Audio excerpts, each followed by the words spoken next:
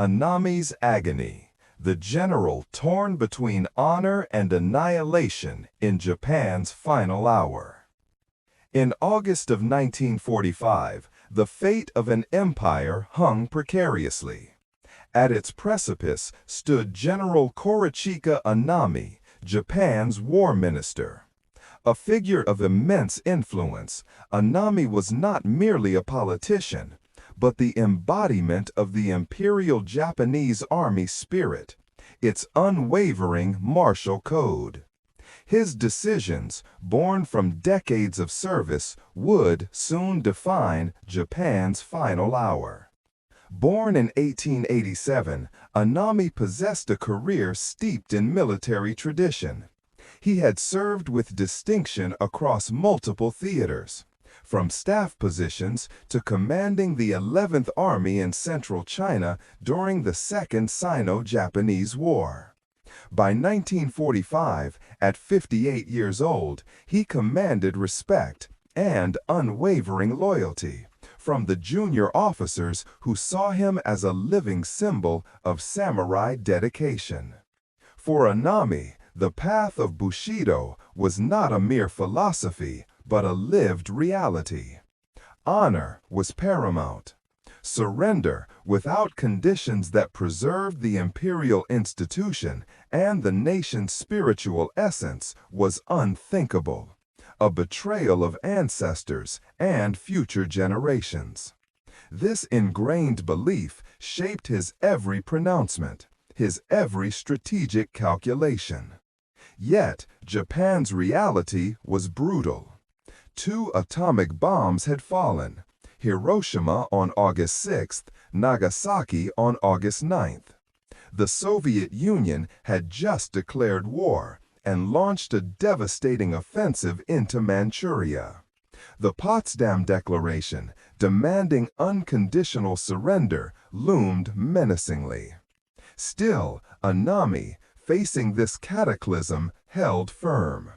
His resolve, an iron barrier against what he perceived as ignominious capitulation.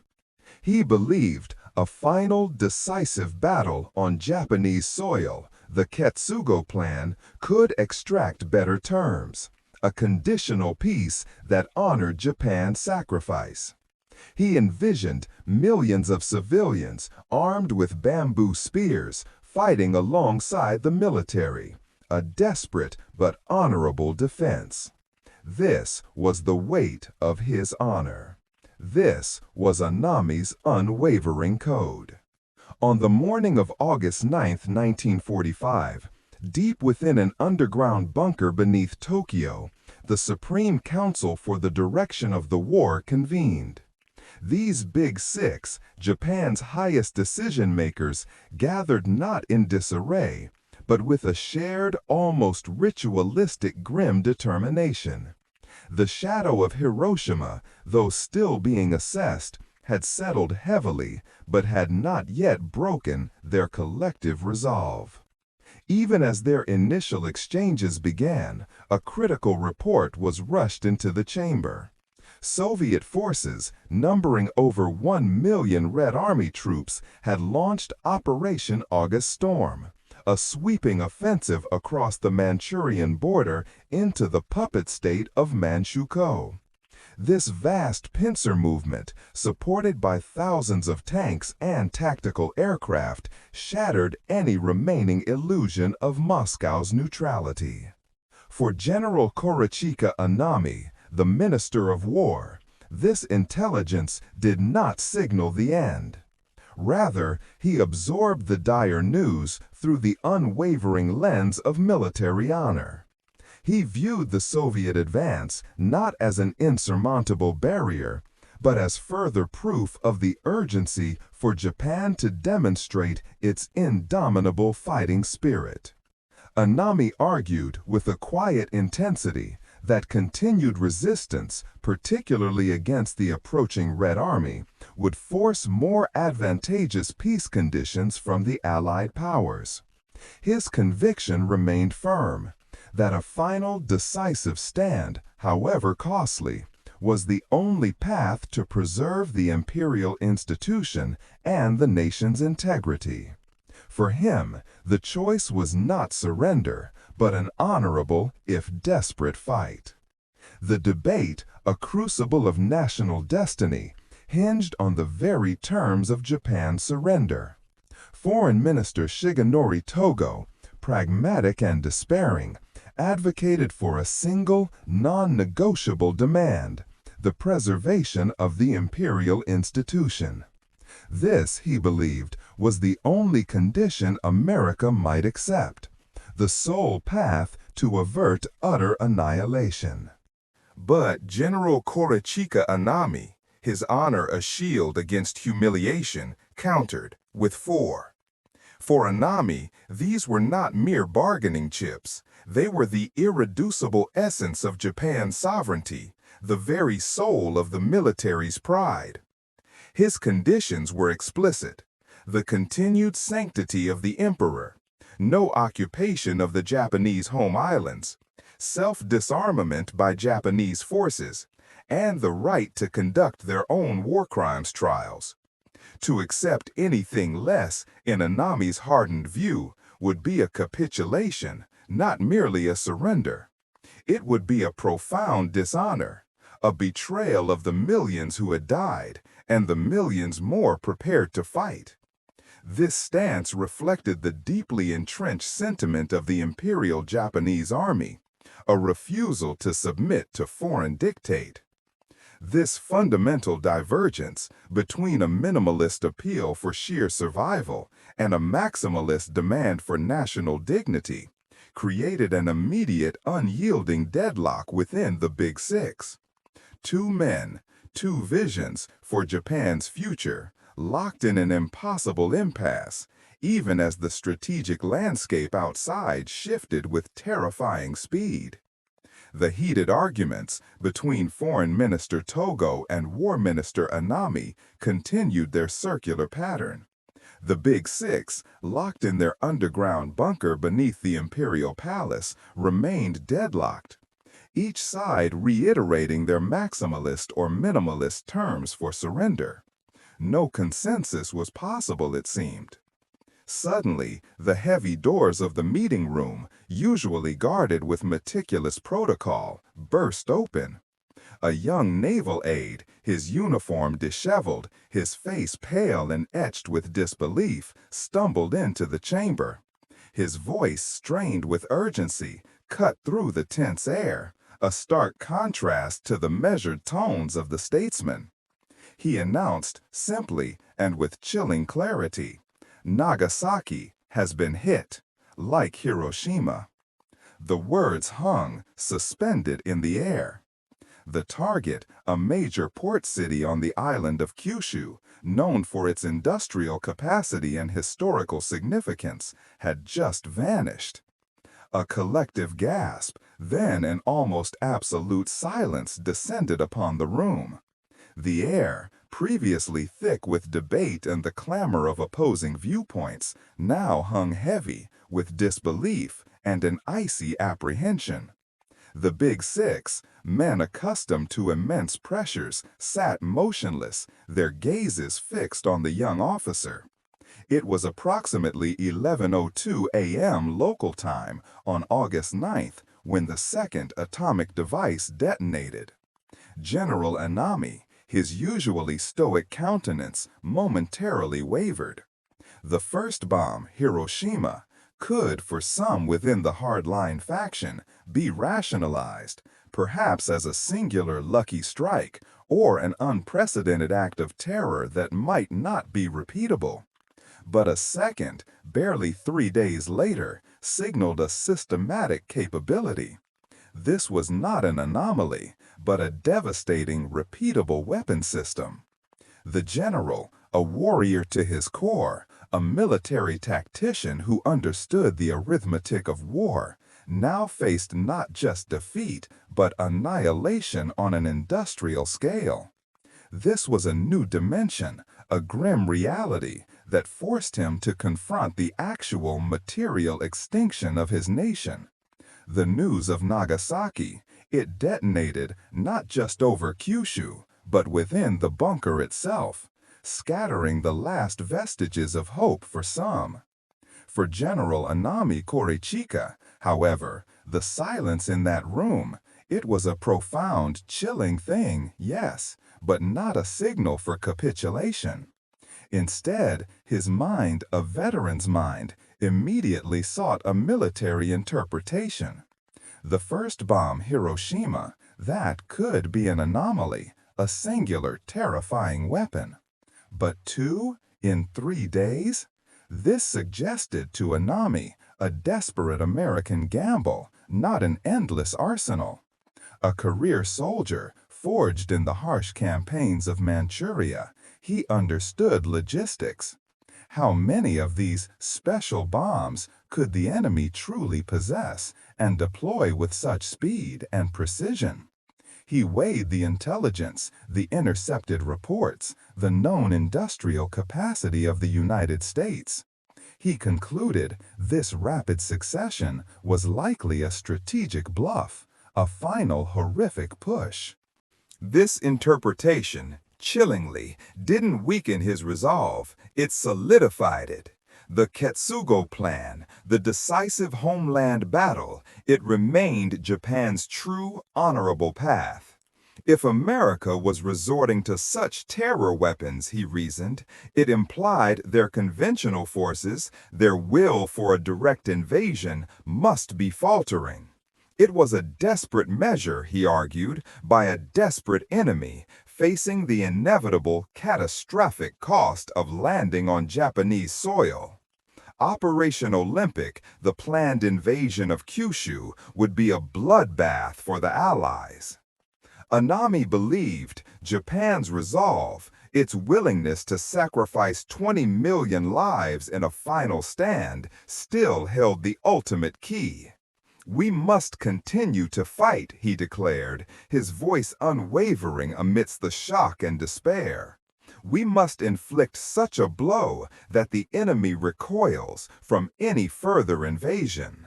This, he maintained, was the only way to secure honorable terms, to protect the sacred imperial institution and the very soil of Japan. Nagasaki, to General Anami, was not the end, but a brutal confirmation of the fight to come. While Anami and his counterparts debated the nation's future, deep beneath the imperial palace, the world above ground was a landscape of ash and ruin. Japan's cities, subjected to relentless conventional bombing, had been systematically dismantled. Tokyo, for instance, had been reduced to cinders months prior by incendiary raids like Operation Meeting House, claiming over 100,000 lives in a single night of fire. Over 60 other cities, from Osaka to Nagoya, had endured similar obliteration, their industrial capacity, their housing infrastructure rendered non-existent.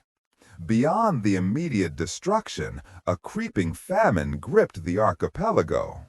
Allied naval blockades had strangled vital imports, while the relentless B-29 raids disrupted agricultural production and pulverized the rail networks, making distribution nearly impossible. Food rations, already meager at a mere 1,200 calories per day for city dwellers, were shrinking, forcing the populace to subsist on dwindling supplies of sweet potatoes and wild grasses picked from bombed-out fields. Public morale, once fiercely resilient, was eroding. The relentless drumbeat of air raid sirens, the sight of burnt-out homes, the ever-present hunger, and the growing casualty lists had worn down the spirit of the common citizen. General Anami, a man of deep martial conviction, was not oblivious to this anguish. Reports from the prefectures detailed the squalor, the despair, yet his military oath, his vision of national honor, compelled him to advocate for a stand, however desperate, however costly in human terms. He grappled in the cold silence of the bunker with the immense, unspoken human toll of his unwavering stance. The illusion of Soviet neutrality, a fragile hope clung to by some within the Big Six, vanished completely. On August 9, 1945, precisely as the Inner Circle debated its very survival, three Soviet army groups, a formidable force of 1.5 million men, supported by 5,500 tanks and 3,800 aircraft, launched Operation August Storm. Their primary operational objective, Manchuria, but also Korea and the Kuril Islands, saw a lightning advance, shattering the ill-equipped Kwantung Army defenses. For General Korechika Anami, whose strategic calculus might have once, however faintly, considered Moscow as a potential arbiter, this was a profound betrayal. The Soviet-Japanese Neutrality Pact, signed in 1941, now a worthless scrap of paper, torn asunder without even a declaration of war until hours into the offensive. Any lingering possibility of a mediated peace crumbled under the weight of this massive, multi-front offensive. The strategic landscape had shifted catastrophically. This wasn't merely another front or another enemy. This was the Red Army, the spearhead of communist ideology, threatening not just Japan's territorial integrity, but its very kokutai, its national essence, its sacred imperial institution. Anami now saw not just defeat, but annihilation, followed by ideological subversion, a fate he considered far worse than a battlefield death. His resolve, now hardened by this perceived treachery, was absolute. Surrender to these forces, he would contend, meant a slow, dishonorable demise of everything Japan held sacred. Better, he believed, a swift, beautiful extinction, fighting to preserve something, anything of Japan's soul. The high-stakes debates within the Big Six were unfolding against a backdrop of deliberate deception.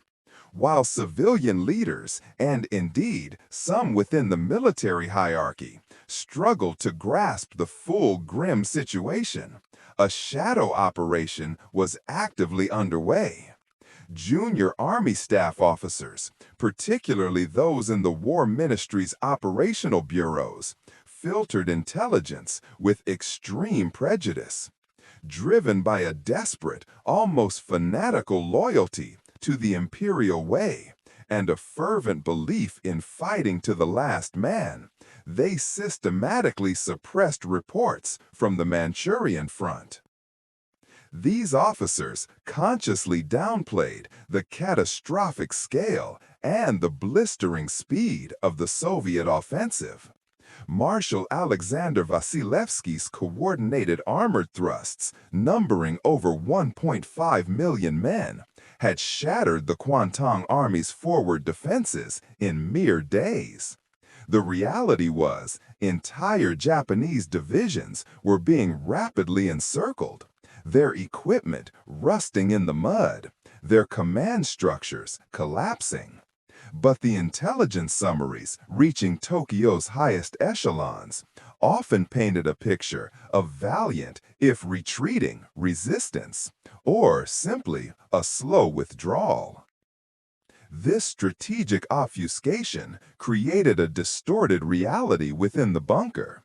Anami, receiving these carefully curated briefings, whether he suspected their veracity or accepted them as fact, found his resolve undeniably reinforced. He likely believed the Imperial Army, though battered, still possessed its fighting spirit, that a glorious, if sacrificial, last stand remained a viable action to secure better terms. The true, unvarnished truth of the Kwantung Army's disintegration, its 700,000-strong force melting away, might have shifted the calculus for everyone. Yet, this carefully constructed shield of delusion, maintained by officers, protecting what they saw as the army's honor, inadvertently became a pillar supporting Anami's unyielding stance, making his ultimate agony even more acute. Privy Seal Koichi Kido, observing the intractable deadlock, the fundamental schism that had paralyzed the Big Six for hours, recognized the grim reality. Conventional governance, he concluded, had failed. He proposed a radical, almost unthinkable solution, a direct appeal to the emperor himself.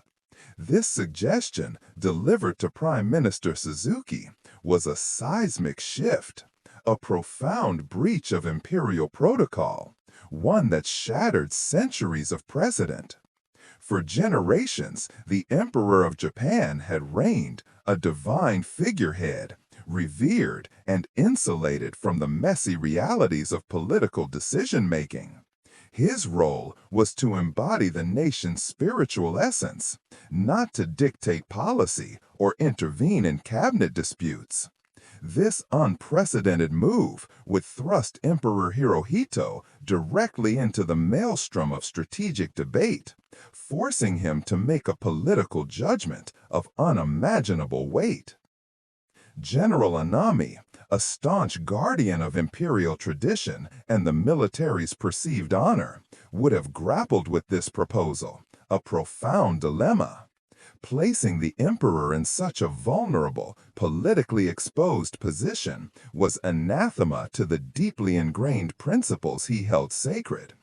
It risked compromising the very sanctity of the imperial institution, potentially exposing the divine sovereign to public criticism, or worse, to the ignominy of surrender.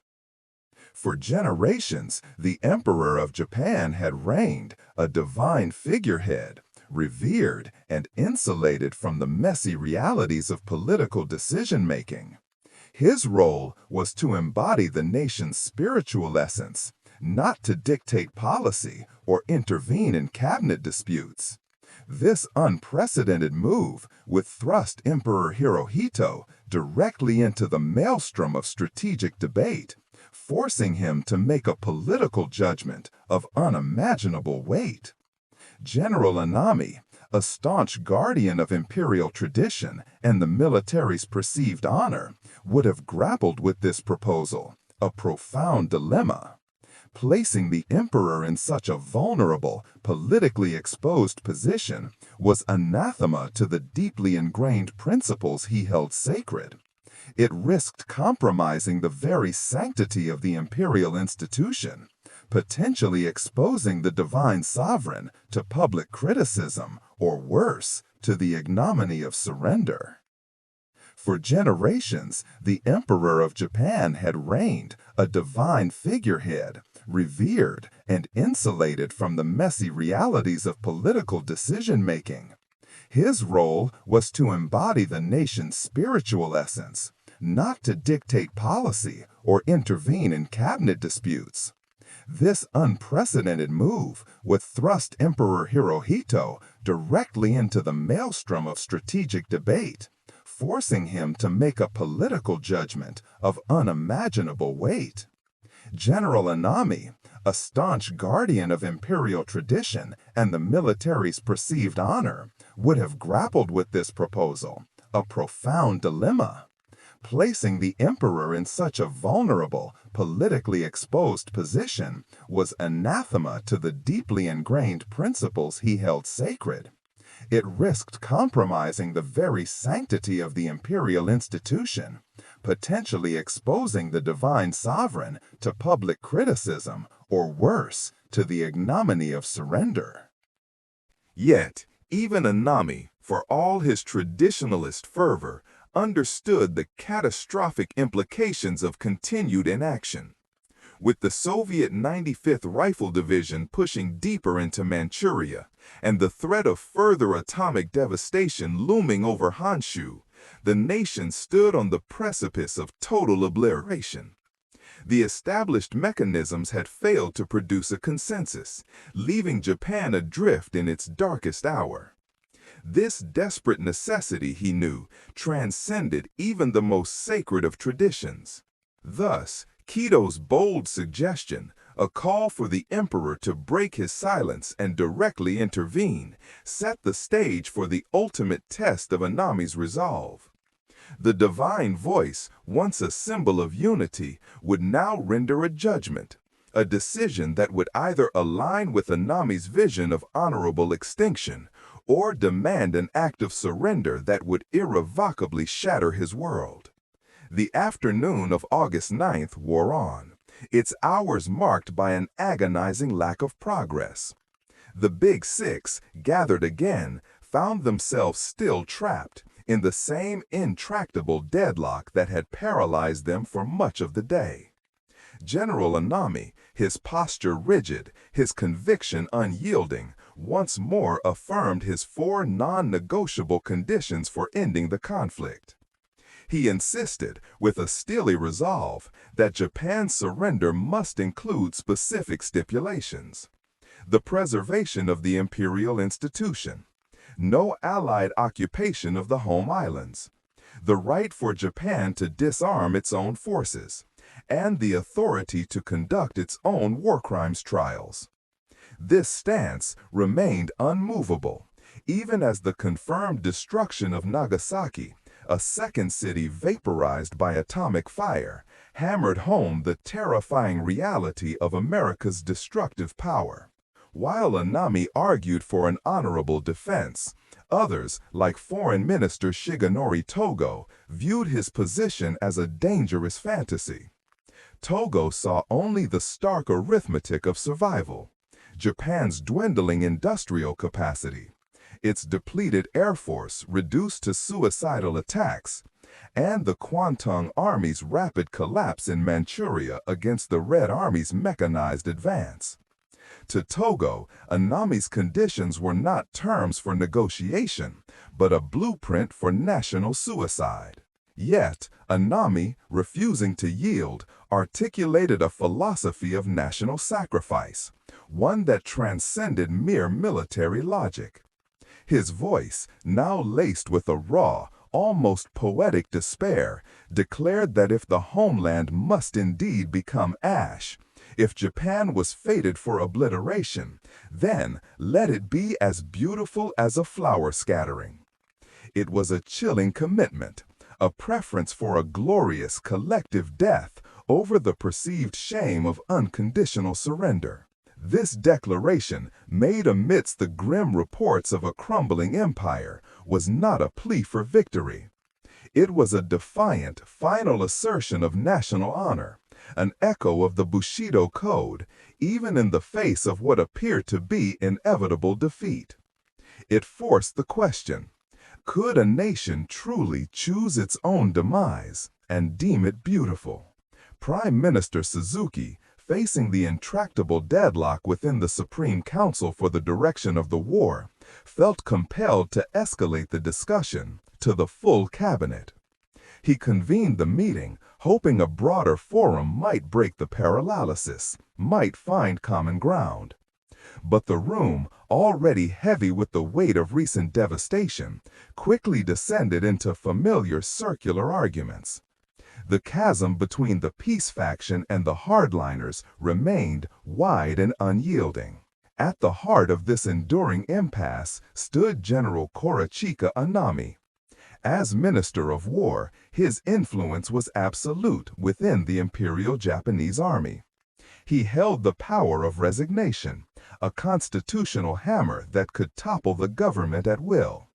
Anami, his face a mask of resolute conviction, continued to articulate his demands for a conditional surrender, preservation of the imperial house, no foreign occupation of the homeland, self-disarmament, and Japanese trials for any alleged war crimes. This stance remained immovable, even as the confirmed destruction of Nagasaki, a second city vaporized by atomic fire, hammered home the terrifying reality of America's destructive power. While Anami argued for an honorable defense, others, like Foreign Minister Shigenori Togo, viewed his position as a dangerous fantasy. Togo saw only the stark arithmetic of survival: Japan's dwindling industrial capacity, its depleted air force reduced to suicidal attacks, and the Kwantung Army's rapid collapse in Manchuria against the Red Army's mechanized advance.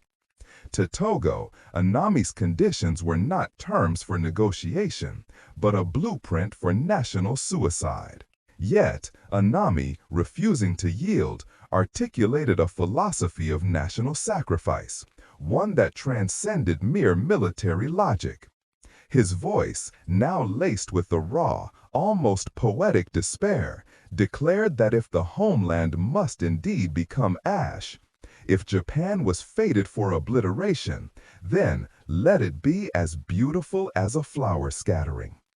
It was a chilling commitment, a preference for a glorious collective death over the perceived shame of unconditional surrender. This declaration, made amidst the grim reports of a crumbling empire, was not a plea for victory. It was a defiant, final assertion of national honor, an echo of the Bushido Code, even in the face of what appeared to be inevitable defeat. It forced the question: could a nation truly choose its own demise and deem it beautiful? Prime Minister Suzuki, facing the intractable deadlock within the Supreme Council for the direction of the war, felt compelled to escalate the discussion to the full cabinet. He convened the meeting, hoping a broader forum might break the paralysis, might find common ground. But the room, already heavy with the weight of recent devastation, quickly descended into familiar circular arguments. The chasm between the peace faction and the hardliners remained wide and unyielding. His unwavering stance, the loyalty he commanded across the military ranks, effectively paralyzed the government. Under Japan's constitutional framework, cabinet decisions required unanimity. Anami's single, resolute no was enough to block any step towards the unconditional surrender demanded by the Potsdam Declaration. His personal resolve, his profound belief in a final, glorious struggle, became a political, immovable object, ensuring a catastrophic stasis even as American B-29s continued their relentless campaigns, turning Japan's cities to ash. Yet, Anami's influence, while formidable, wasn't without its direct counterpoints. Foreign Minister Shigenori Togo, for example, relentlessly articulated the grim realities: the collapsing war economy, the critical shortages of fuel, the imminent threat of widespread starvation amongst the civilian populace. These were stark, material facts that Anami's honor-driven arguments often seemed to bypass.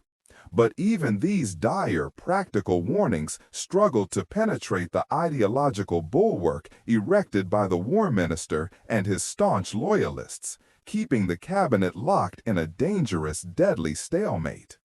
The summons came, breaking centuries of imperial precedent. For the Supreme Council for the direction of the war, the Big Six, who had been locked in intractable debate for hours, it meant one thing: the Emperor, Hirohito himself, would personally intervene.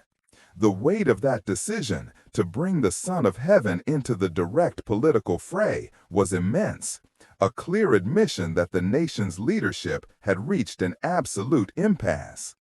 General Korechika Anami, the war minister, prepared for this unprecedented audience with a grim resolve. His conviction, forged in decades of military service, remained unshaken.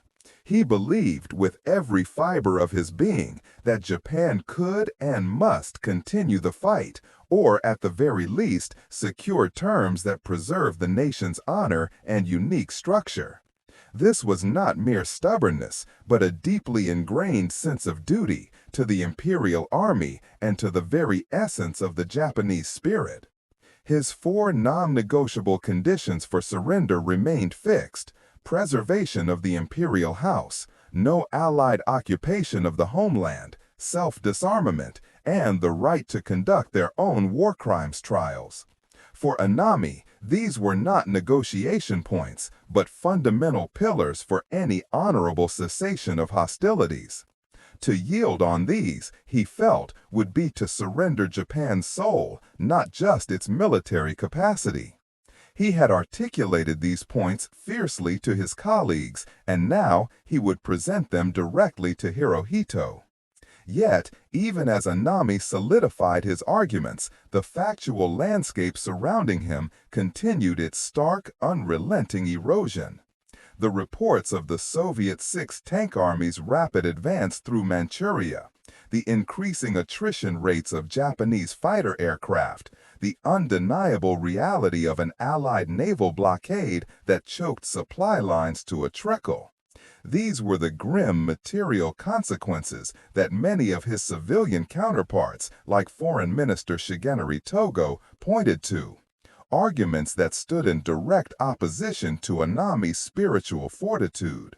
This imperial conference would be Anami's final fervent opportunity, his last chance to impress upon the emperor the perceived necessity of a final decisive stand, or at minimum, a surrender that upheld Japan's military integrity. He understood the gravity, the enormity of the moment, knowing that his words, his posture, his very presence would contribute to the decision that would either condemn Japan to a fiery extinction or shape its future irrevocably. The air in the bunker, already heavy with the scent of cigars and unspoken dread, grew impossibly still. Emperor Hirohito entered, his slight frame carrying the unbearable weight of a nation on the precipice. His gaze, calm and unwavering, swept across the big six gathered before him, each man a titan of his faction, now awaiting the ultimate judgment. Prime Minister Suzuki, his voice tight with fatigue, formally presented the intractable deadlock, outlining the two diametrically opposed positions, the four conditions demanded by the hardliners against the single, crucial, preservation of the imperial institution sought by the peace faction. General Anami, his chest still heaving from his impassioned plea for a final glorious defense, stood silently, a monument to Japan's martial tradition. His conviction, forged in a lifetime of military service, dictated that surrender, under any terms, was anathema, an insult to the fallen, a betrayal of the imperial will. He had argued for the Ketsugo Plan, for the homeland defense, for a fight to the very last man, woman, and child, to force more favorable terms from an exhausted foe. Then the emperor spoke. His voice, though clear and measured, resonated with an authority that transcended the political squabbling, a profound sorrow for his people. He declared, "I cannot bear to see my innocent people suffer any further, to see the beautiful land of Japan utterly destroyed." His imperial decision was absolute. Japan would accept the Potsdam Declaration, with the solitary, non-negotiable condition that the imperial institution be preserved. To continue the war, he concluded, would mean the extinction of the Japanese race. For General Anami, those words were not merely a decision, they were a physical blow. His military logic, his oath, his very identity as a samurai and protector of the emperor, shattered. The dawning realization that his cause was lost, that his vision of a final honorable stand was now deemed a path to national annihilation by the emperor himself, was crushing. His spirit, so unyielding in the face of atomic fire and Soviet invasion, seemed to break, leaving behind a profound emptiness. The path of glorious extinction, the flower scattering he had envisioned, was now definitively rejected from the highest, most sacred authority. Yet, even with the emperor's direct intervention, the deeply entrenched military culture and the fervent belief in a decisive battle would not simply vanish. While the deadlock within that room was broken, the seeds of defiance and resistance had been sown too deeply within the ranks of the army, particularly among younger officers, to be instantly purged. The emperor's command represented the end of the political debate, but the fight for the soul of the Japanese military had just begun. The imperial conference had concluded, but the war for Japan's soul was far from over. With the emperor's momentous decision declared, the immediate task fell to the cabinet to draft the imperial rescript of surrender. This document, a direct articulation of Hirohito's will, would announce the nation's capitulation to the Allied powers. General Anami, as war minister, was present for its preparation, a silent, grim spectator to the dismantling of everything he had championed. The words being carefully chosen codified the end of Japan's martial era, a bitter pill for a man who had dedicated his life to its military might. Yet, beneath the veneer of official compliance, a dangerous undercurrent was already swirling. Major Kenji Hatanaka, a staff officer within the War Ministry, refused to accept the emperor's decree. Alongside a faction of equally zealous young officers, Hatanaka was actively plotting a coup d'etat, a desperate, last-ditch effort to prevent the broadcast of the surrender message. Their plan was audacious: seize the imperial palace, secure the NHK broadcasting station, and rally the remaining loyalist forces to continue the fight for what they believed was true national honor. These conspirators, often fiercely loyal to Anami himself, implored their war minister to join their cause. They presented their arguments with fervent conviction, arguing that the surrender was a betrayal, a capitulation that would stain Japan's history forever. General Hatanaka is said to have pleaded, "General, we must protect the emperor from the peace faction, save the nation from this dishonor." For Anami, a man who had advocated for a fight to the very end, the temptation to lead this rebellion, to die a glorious death in defense of Japan's warrior ethos, must have been immense. It aligned with his every expressed belief. But Anami's code of honor, while demanding ultimate sacrifice, also contained a critical, overriding principle: absolute loyalty to the emperor's direct command. Hirohito had spoken. His decision, though it shattered Anami's personal aspirations for a samurai's end, was sacred. To defy the emperor's will, even in the name of a perceived higher honor, would be the ultimate act of betrayal. He refused to endorse the coup, telling his subordinates, "The emperor's decision is final. I cannot oppose it." This moment marked a critical juncture for the general, where his personal military ideology bowed to his imperial duty. Anami's decision, delivered with a quiet resolve, severely crippled the coup's legitimacy and operational scope. Without the war minister's direct approval, or even tacit support, the young officers faced an almost insurmountable logistical and command challenge. Their rebellion, though still set in motion for the night of August 14th, would proceed without the essential backing of the highest military authority, making its success, already remote, nearly impossible. The weight of this choice, the internal conflict between his heart and his duty, would weigh heavily on Anami in the coming hours. General Korechika Anami, by the evening of August 14, 1945, carried the weight of a nation and the crushing burden of his own honor. The emperor's decision to surrender, delivered just hours before, had been a direct repudiation of Anami's fervent belief that Japan must fight on, even to its glorious tragic end. His world, structured on the unwavering principles of loyalty and martial valor, had fractured. In the pre-dawn hours of August 15th, Anami retired to his official residence in Tokyo. There, in the quiet solitude of his study, he prepared for his final act. He dressed in a white kimono, signifying purity and death, and composed a final poem, a jisei, and a short note. His chosen path was seppuku, the ritual suicide of the samurai, an act steeped in centuries of Japanese tradition, a final assertion of control even in absolute defeat. His motivations, though rooted in profound personal despair, were also profoundly strategic. Anami, the army minister, knew that his death could send a clear, unequivocal message to the hardline elements within the imperial army, those who still harbored thoughts of a coup.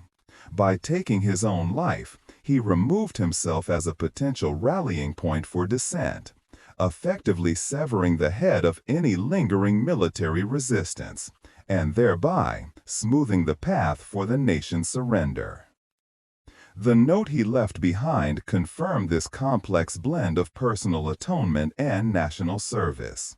It read, in part, "Believing in the imperial way, I apologize to the emperor for my great offense." This was not an act of defiance against Hirohito's decision, but an apology for his own failure to prevent the dishonor of surrender, a failure to protect the homeland as he believed it should be protected.